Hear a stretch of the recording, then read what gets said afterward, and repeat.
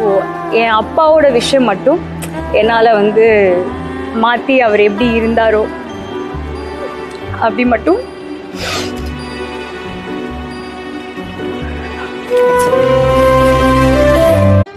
எல்லா செலிப்ரிட்டியோட வாழ்க்கைக்கு பின்னாடி ஒரு பெரிய வழி இருக்கும். நயன்தாராக்கும் அப்படி தான்.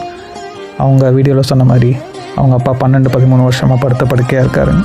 இதை வாஸ்து ரீதியாக பார்க்கும்போது அவங்க வீட்டில் வடமேற்கு பாதிப்பு கண்டிப்பாக இருக்கும். அப்படி இருந்தால் வாதம் ஏற்படும். வாதம் ஏற்பட்டால் அவங்களால எஞ்சி நடக்க முடியாது. வடமேற்கு பாதிப்பு இதை மட்டும் தருமான்னு கேட்டால் கிடையாது. காதல் திருமணத்தை கொடுக்கும். நயன்தாராவும் காதல் திருமணம் தான் பண்ணிக்கிட்டாங்க. அது மட்டும் இல்லை, அவங்க வீட்டில் யாராவது ஒரு கணவன் மனைவி சண்டை போட்டு பிரிஞ்சிருப்பாங்க. இல்லை அவங்க வீட்டில் யாருக்காவது யூட்ரஸ் சம்மந்தமான இஷ்யூ இது இருக்கும், ஹார்ட் சம்மந்தமான இஷ்யூஸ் இருக்கும். ஸோ இப்படி தான் வடமேற்கு ஒருத்தவங்களை பாதிக்குது. ஸோ ஒரு செலிப்ரிட்டி புகழோட உச்சிக்கு போகும்போது அவங்க ஒரு பெரிய வேலையாக அவங்க ஒரு வழியை கேரி ஃபார்வர்ட் பண்ணிகிட்ருக்காங்க.